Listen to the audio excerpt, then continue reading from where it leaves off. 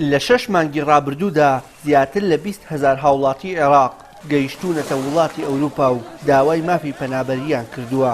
لەو ماوەیەشدا 17 کۆچبەر لە ڕێگەی کۆچ گیانیان لەدەستداوە.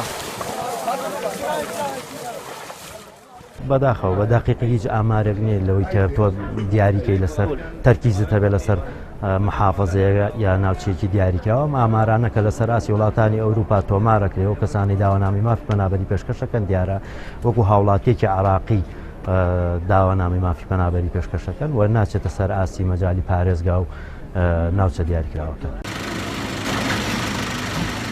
بەهۆی خراپی دۆخی گوزەرانیان بەشێکی زۆری ئاوارەکان کەمپەکانیان بۆ گەڕەکانی دەرەوەی کەمپەکە بەجێهێشتووە.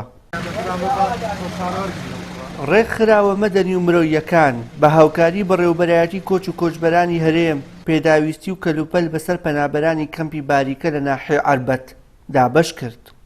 بەداخۆ لە ئێستادا بەخۆی نەمانی فەند لە ڕێکخراوەکان بەرەو کزی ئەڕات کەمە لە ئێستادا پێداویستیی زۆری ئەوروپا پەنابەران ڕاستە ئێمە شەڕی داعش حکوومەتی عێراقی ئەعلانی کردووە کە نەماوە بەڵام ئەو ئاوارە بووانی کە تا ئێستا لێرن ژمارەیەکی زۆر لێرن کەیسەکان ماوە بەڵام ڕێکخراوەکان بە حکمی نەمانی فەند یانوێ ئینسیحاب بکەن و زۆر بەشیان ئینسیحابی کردووە کەمە پێداویستی ئاوارەکان زیاد ئەکات پێویستە ئاوڕێکی جدی لە وەزع بدرێتەوە بۆی کە ئەو گاپانی کە هەیە پڕ بکرێتەوە.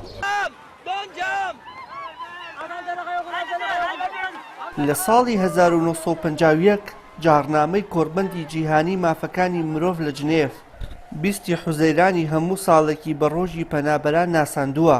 ڕۆژانش بەهۆی جەنگە یەک لە دوای یەکەکانی جیهان و خراپی دۆخی ژیان لە وڵاتە تازە پێگەیشتووەکان ڕێژەی پەنابەران و ئاوارە زیاد دەکات.